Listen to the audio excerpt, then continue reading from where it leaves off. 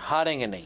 یہ میں نے حدیث کیوں کوٹ کی, اس کا مقصد ہے ہمارے ہاں غزوہ ہند کا جو کانسیپٹ رائج ہے نا, وہ غزوہ ہند کا کانسیپٹ حدیث میں نہیں ہے. جو حدیث میں کانسیپٹ ہے غزوہ ہند کا وہ اور ہے, اور اس کے 3 حصے ہیں. اس سے پہلے ایک اور حدیث ہے.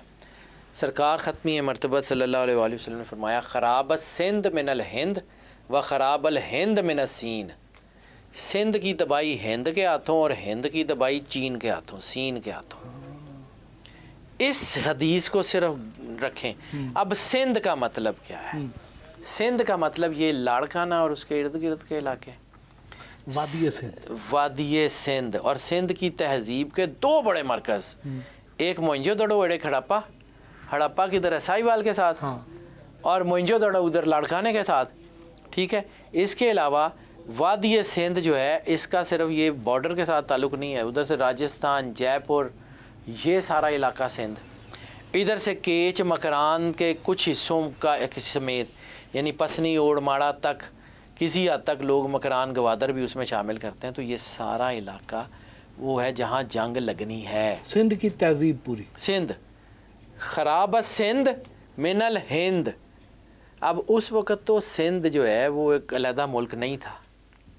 اس وقت تو چلیں راجہ داہر کے دور میں تو وہ سندھ تھا, لیکن اس کے بعد یہ تو پورا ہند میں آ گیا تھا. ٹھیک ہے. اور یہ جو ہے یہ ملک تھا.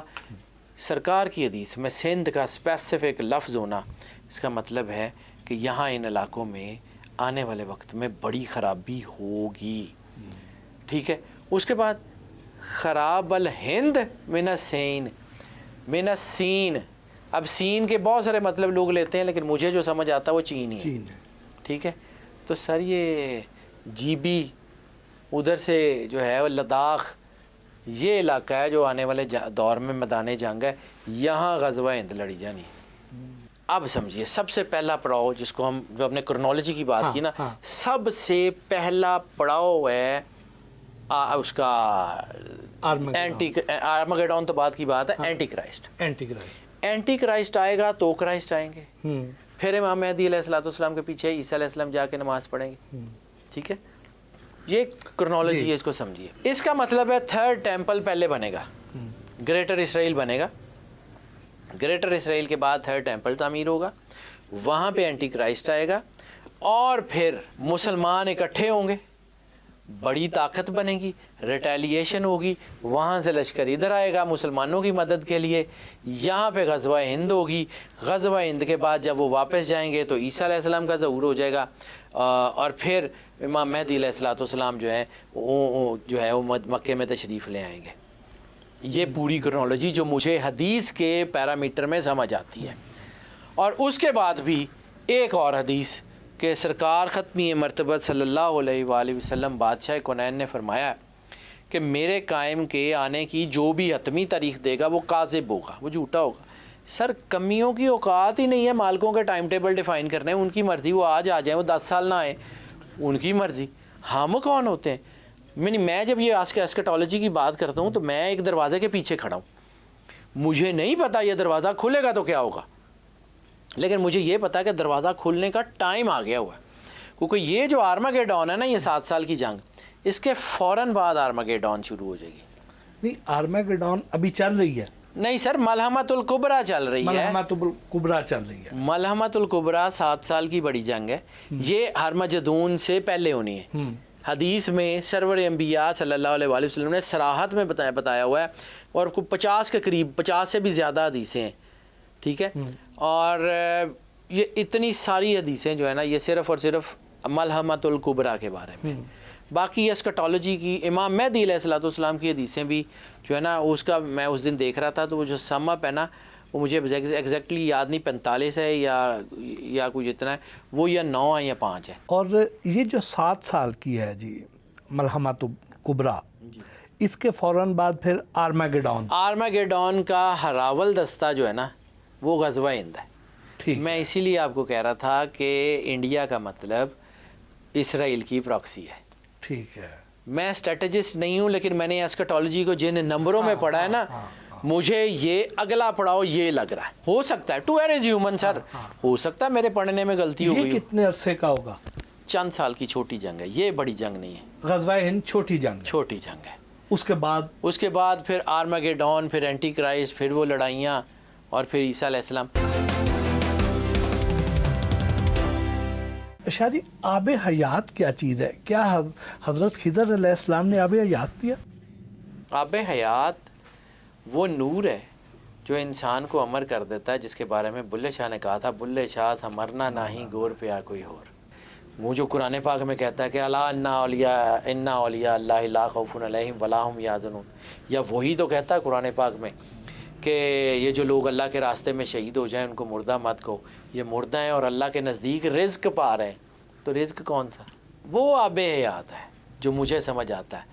حضرت خضر علیہ السلام نے وہ آب حیات پی لیا تھا کہ وہ اللہ کی تجلی سے، اللہ کے نور سے امر ہو گئے تھے۔ مجھے یہ سمجھ آتا ہے، ہو سکتا ہے لٹرلی ہو، میں اس کو انکار نہیں کر رہا، لیکن چونکہ مجھے دنیا میں اس کا پروف نہیں ملا، تو جیسے 2019 سے پہلے ہمارے پاس بلیک ہول کا پروف نہیں تھا، اس وقت وہ مفروضہ تھا، آج حقیقت ہے، ہو سکتا ہے کل کو کہیں مل جائے۔ حضرت موسیٰ علیہ السلام اور حضرت خضر علیہ السلام کا وہ جو سفر تھا وہ کیا تھا؟ یہ بیسیکلی موسیٰ اور حضرت خضر علیہ السلام کی جو سٹوری ہے، یہ اللہ کی الوہیت کی، اللہ کی توحید کی، اللہ کے مسبب الاسباب ہونے کی کہانی ہے۔ اس کہانی کے کردار ایک موسیٰ علیہ السلام ہے، اس کہانی کے کردار حضرت خضر علیہ السلام ہے۔ اب موسیٰ علیہ السلام کے دل میں یہ خواہش ہونا کہ میں سیکھوں یا میں اس کو جانوں، تو موسیٰ علیہ السلام کی خواہش پہ اللہ نے ان کو کہا کہ ٹھیک ہے جاؤ، وہ ایک بندہ ملے گا خضر، تو اس کو میں نے اپنی من لدنا، ہم نے اپنی خاص جناب سے اس کو ایک علم دیا ہے، علم لدنی جسے کہتے ہیں۔ تو پھر حضرت موسیٰ علیہ السلام کو انہوں نے کہا، لیکن حضرت موسیٰ علیہ السلام کو وہ باتیں بعد میں سمجھ بھی نہیں آئی، یعنی بچہ مار دیا، کشتی، وہ دیوار، وہ ساری لمبی کہانی ہے، سنانے لگوں گا تو وہ گھنٹہ لگ جائے گا اس کو، تو وہ سارا واقعہ۔ اور پھر موسیٰ علیہ السلام کی اس پوری کہانی میں جس کو ہم اگنور کر دیتے ہیں نا، وہ چیپٹر سمجھنے والا۔ حضرت موسیٰ علیہ السلام کے ساتھ حضرت یوشع ہیں، ٹھیک ہے، ان کے خلیفہ ہیں، اور یوشع بن نون، اور وہ جو ہیں وہ ساتھ ساتھ ہیں۔